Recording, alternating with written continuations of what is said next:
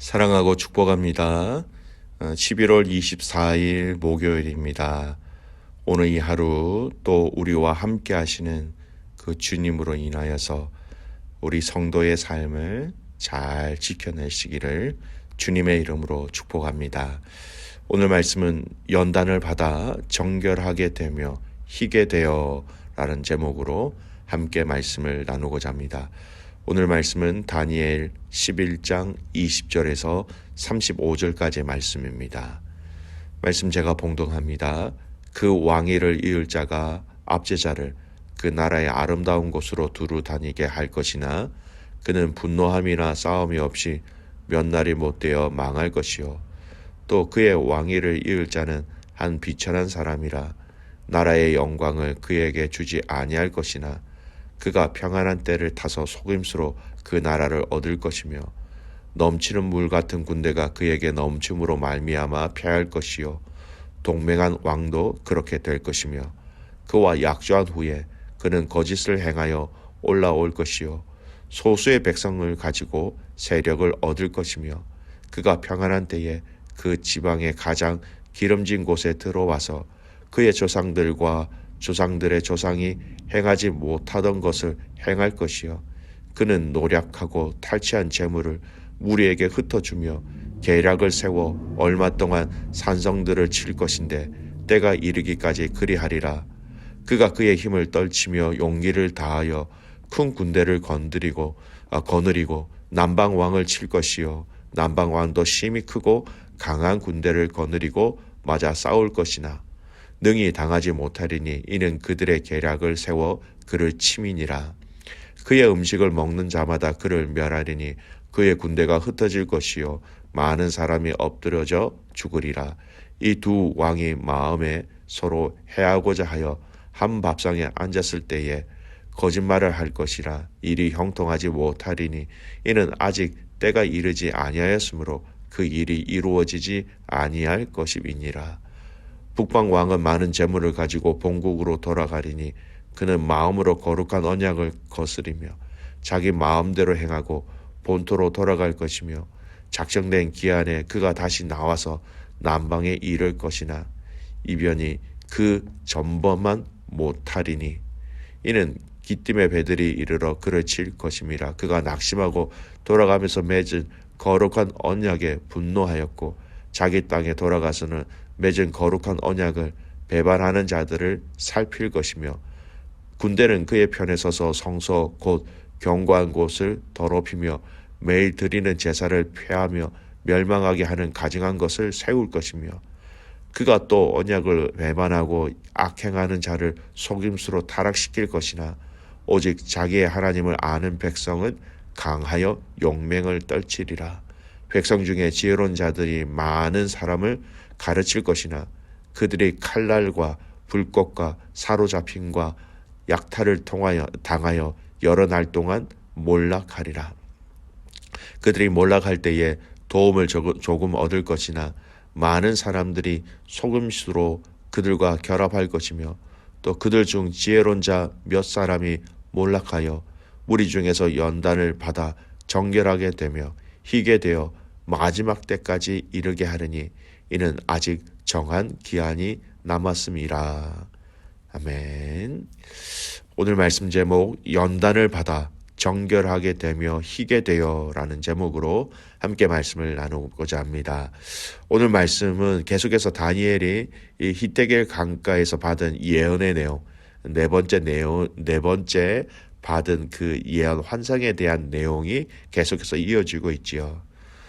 이전의 예언은 이 알렉산더 대왕의 죽음과 그 이후 4개 왕조로 이 나라가 나누어지고 또 애국과 시리아의 전쟁이 있었다라는 것을 말씀드렸다면 오늘 말씀은 그 이후에 일어난 왕입니다.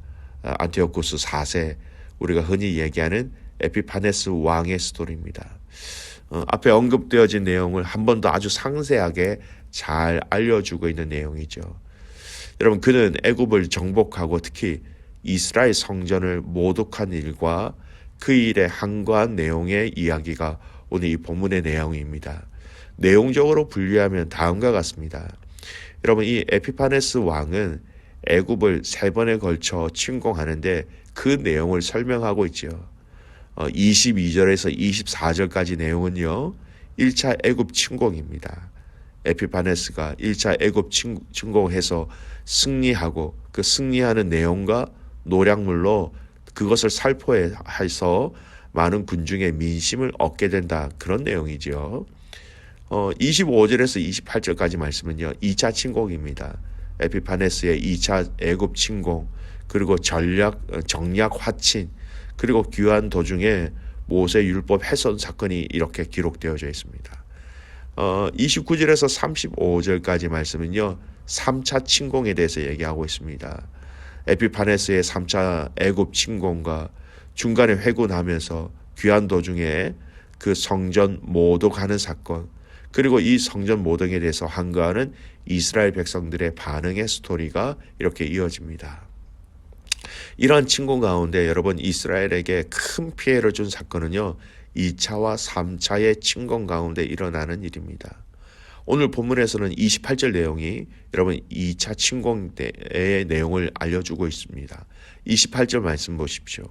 북방 왕은 많은 재물을 가지고 본국으로 돌아가려니 그는 마음으로 거룩한 언약을 거스리며 자기 마음대로 행하고 본토로 돌아갈 것이며, 이 내용이 굉장히 무척이나 이렇게 좀 추상적으로 기록되어져 있지만 실제 역사 가운데 그는 애굽을 침략한 뒤에 많은 약탈물을 가지고 시리아로 귀환하는 그 과정 속에 그런 내용입니다.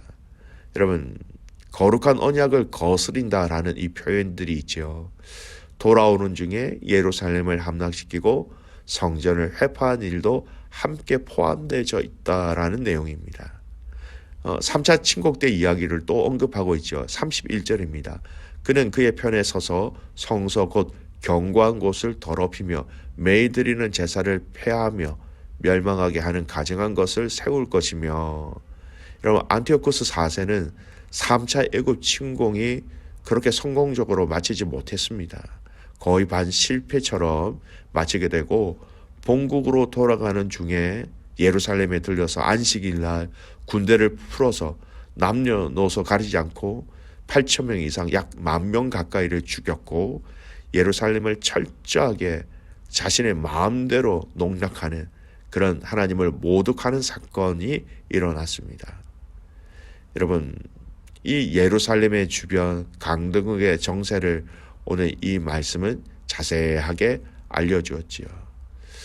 여러분 이 에피파네스가 이 에피파네스가 이스라엘을 공격했던 그 공격의 핵심이 무엇인지 좀 잘 살펴보았으면 좋겠습니다. 오늘 이들은 이스라엘 성벽을 무너뜨렸습니다. 그들이 가지고 있는 군대와 무기로 이스라엘을 여러 번 공격하였습니다. 그런데 오늘 말씀은 성벽과 군사를 쳐서 이겨 정복하였다라는 것으로 이야기하고 있지 않습니다. 무엇으로 이야기하고 있습니까? 2차 공격의 표현은요. 28절 말씀에 보면 거룩한 언약을 거스리며, 거룩한 하나님의 그 약속을 여러분 회방했다라는 것입니다. 이 거룩한 언약이 상징하는 것은 바로 그 언약의 증표로 약속하신 성전이라는 것이죠. 여러분 이 거룩한 언약이라는 것이 이 성전이라는 것을 유추할 수 있는 것이 바로 31절 3차 공격 때 일입니다. 31절 제가 읽어드릴게요. 성소 곧 견고한 곳을 더럽히며 매일 드리는 제사를 폐하며 멸망하게 하는 가증한 것을 세울 것이며, 여러분 에피파네스 왕은요 이 3차 침공하였을 때에 성전을 여러분 무너뜨립니다. 피지컬 건물을 무너뜨린다라는 그런 의미도 있겠지만요 더럽히고 그 기능을 못하게 했다라는 것입니다. 실제적으로 그 거룩한 곳에 우상을 함께 둠으로 더럽혔습니다. 그리고 성전의 가장 근본적인 기능인 제사 드리는 것을 못하게 하였다라는 것이죠. 하나님을 알지 못하고 하나님과 상관없는 자들의 역사는 결국 하나님의 언약, 하나님의 임재, 하나님을 대적한다라는 것을 우리에게 보여주시는 말씀이죠. 또 여러분 이것은 믿음의 성도들의 환난을 돌아보게 하시는 말씀이에요. 실제로 이 안티오쿠스 4세는 율법을 파기하는 자신의 정책을 따르지 않는 자들에게 대해서 무차별로 학살하거나 노예로 팔아버리거나 재산을 다 몰수하였습니다. 그래서 이로 인하여 소수의 무리를 제외한 대다수 유대인들이 여호와의 신앙을 버리고 배교의 길로 갔던 것입니다. 35절 말씀 볼까요?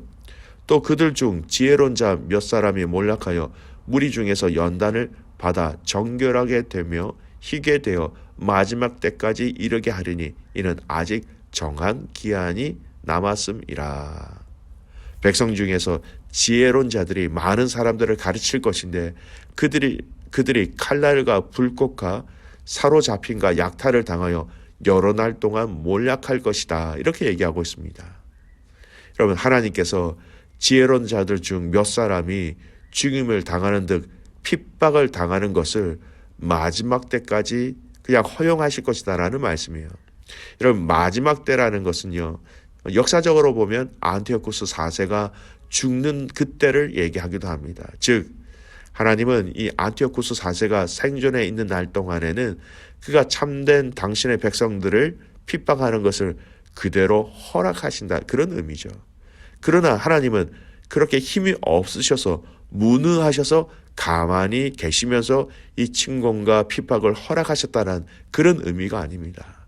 여러분, 이 핍박 속에서는요, 우리를 위한, 믿음의 성도들을 위한, 그들을 위한 하나님의 방법이 되기도 한다라는 것이죠. 무리 중에서 연단을 받아 정결하게 되며 희게 되어라고 분명히 밝히고 있습니다. 두 가지 의미예요. 첫째는 백성을 연단하여서 정결하게 하기 위하여서 이런 고난 박해를 허락하셨다라는 것입니다.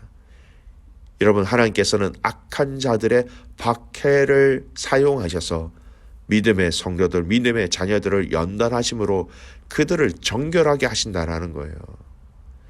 여러분, 백성들 중에 있는 가라지를 가려내서 백성들을 순수하게 하기 위함이다라는 의미로 이 말씀을 해석할 수도 있습니다. 선민 공동체에 속한 자들이라고 해서 다 진정한 하나님의 백성은 아니지요.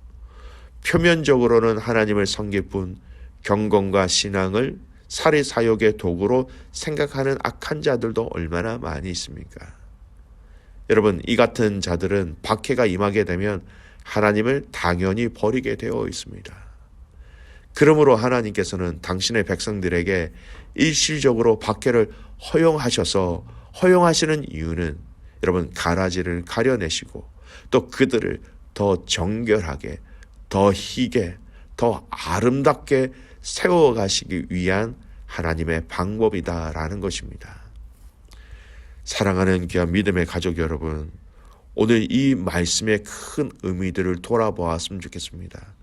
하나님의 힘이 없으셔서, 하나님의 능력이 없으셔서 이스라엘 땅 그 성전에 많은 박해와 어려움을 허락하신 것이 아니었습니다. 그 박해와 또 핍박을 통해서 하나님이 당신을 정말로 사랑하는 자들이 누구인지를 하나님은 가려내기를 원하셨던 것이죠.